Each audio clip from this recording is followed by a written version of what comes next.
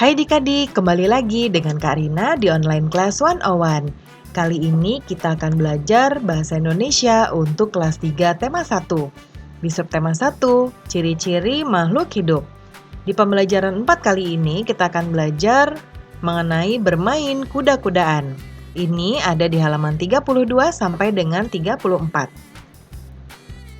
Adik-adik, untuk melihat video lainnya, adik-adik bisa lihat di kolom deskripsi. Di sini Karina sudah cantumkan playlist yang berisi video-video untuk masing-masing tema. Contohnya ini ada kelas 1 untuk tema 5, tema 6, dan tema 7, dan seterusnya. Lalu kelas 2, tema 5, adik-adik tinggal klik saja di sini. Contohnya Karina lihat di kelas 2, tema 8 ya. Ketika kita klik, nanti akan muncul video-video untuk kelas 2, tema 8. Nah, ini akan berurutan mulai dari halaman 1 sampai 5, halaman 5, dan seterusnya. Ya, jadi adik-adik kalau ingin mencari video lain, nanti carinya di sini ya. Dan jangan lupa di-subscribe ya adik-adik ya, klik loncengnya juga. Terima kasih. Yuk kita mulai adik-adik, ditonton sampai habis ya, jangan dilewatkan karena ada informasi penting yang Kak Rina berikan. Dan diulang lagi videonya sampai adik-adik benar-benar paham. Ini di halaman 32 ya. Ciri-ciri makhluk hidup adalah tumbuh. Tumbuh artinya bertambah ukuran baik berat maupun tinggi. Pertumbuhan manusia dipengaruhi oleh makanan dan juga kebiasaan berolahraga. Olahraga ada bermacam-macam cara. Salah satunya adalah dengan permainan. Seperti ini ya, adik-adik tahu nggak gambar ini ada Edo, Udin, dan teman-temannya ya. Sepertinya ini ada Benny. Kira-kira mereka bermain apa ini adik-adik? Pernah nggak adik-adik bermain seperti ini?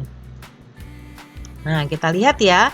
Ini namanya bermain kuda-kudaan. Jadi ini ada yang menjadi kuda, ya, yang menggendong, lalu yang digendong ini nanti menaiki kudanya. Yuk kita lihat yuk bacaannya. Bermain kuda-kudaan merupakan salah satu kegiatan olahraga. Permainan kuda-kudaan dapat membantu memperkuat tangan dan kaki. Permainan ini juga melibatkan gerak yang merupakan salah satu ciri makhluk hidup. Carilah temanmu yang memiliki berat badan seimbang.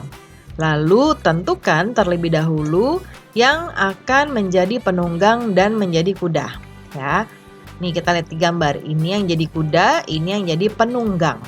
Ya, kalau adik-adik lihat kuda kan ada kudanya, lalu ada yang naik. Nah, itu namanya penunggang. Ya, yang naik namanya penunggang. Kemudian kita lihat di sini, kamu bisa menentukannya dengan cara sweet. Tahu sweet ya adik-adik ya? Dengan mengadu tangan, telunjuk, jempol, dan jari kelingking ya. Kemudian anak yang menjadi kuda akan menggendong temannya dari garis start. Garis start itu garis tempat kita mulai. Kemudian saat diberi aba-aba, ya biasanya aba-abanya siap ya atau ready, get set, go gitu ya. Nah, jadi dari garis start. Nah, saat diberi aba-aba, berjalan atau berlari sampai garis finish. Ya, garis finish itu garis selesai. Seperti kalau adik-adik lihat perlombaan atau olahraga lari begitu ya, itu ada garis start dan ada garis finish. Nah, pasangan yang lebih dulu mencapai garis finish adalah pemenangnya. Ya, makanya tadi bisa berjalan atau berlari. Nah, jadi ini perlombaan. Yang lebih dulu sampai di garis finish itu dia yang menang. Ya. Nah, kemudian ulangi kegiatan dengan pergantian peran kuda dan penunggangnya. Jadi nanti diganti. Nanti Edo yang di sini jadi penunggangnya, lalu nanti Udin yang jadi kuda. Ya, jadi gantian. Nah, kemudian setelah bermain permainan kuda-kudaan, lakukan kegiatan pendinginan. Ya, nah ini kegiatan olahraga ya adik-adik ya. Kemudian sambil melakukan pendinginan, diskusikan beberapa hal berikut ini dengan teman adik-adik.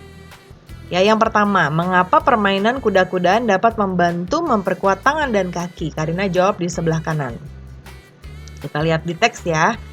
Nah, kenapa sih permainan kuda-kudaan ini bisa membantu memperkuat tangan dan kaki? Karena saat bermain kuda-kudaan, tangan mengangkat beban ya, karena kan menggendong ya. Nah, menggendong itu kalau kita lihat posisinya begini nih. Ya, nih. Ya. Jadi tangannya itu menopang teman yang digendong. Kemudian sementara kaki menahan keseimbangan tubuh. Ya, nih, seperti ini. Ya. Supaya temannya tidak jatuh dan kamu pun tidak jatuh. Lalu melalui kegiatan bermain kuda-kudaan, tangan dan kaki dilatih untuk mengangkat beban. Ya, nih. Ya. Kemudian jika dilakukan secara rutin dan benar, maka kegiatan ini akan membantu memperkuat tangan dan kaki. Ya. Lalu nomor 2. Soalnya apa saja yang harus dilakukan agar dapat memenangkan perlombaan kuda-kudaan? Nah, ini dia adik-adik ya. Jadi kan tadi disuruh jalan atau berlari ya sampai garis finish. Nah, supaya bisa menang, jadi hal-hal yang perlu dilakukan supaya kita bisa menang adalah yang pertama memiliki badan yang kuat. Ya, supaya kita kuat menggendong penunggang, kemudian kerjasama yang baik antara yang menggendong dan yang digendong. Jadi ketika berlari, ini kan nanti akan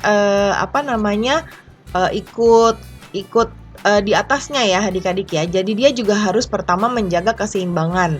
Jangan gerak-gerak ke sana ke sini gitu ya. Jadi ikuti gerakan yang menjadi kuda. Nah, konsentrasi juga saat melakukan perlombaan. Ya, fokus tujuannya atau goals-nya adalah menang sampai garis finish lebih dulu. Kemudian pertanyaan yang nomor 3, tulislah hal-hal yang akan kamu lakukan untuk menjaga agar tubuhmu tetap sehat dan kuat. Nah, ini jawabannya yang pertama, supaya tubuh kita tetap sehat dan kuat, maka kita perlu menjaga asupan makanan yang pertama. Kemudian yang kedua, berolahraga dengan teratur, lalu tidur secukupnya. Nah, pembelajaran kita sudah selesai ya adik-adik.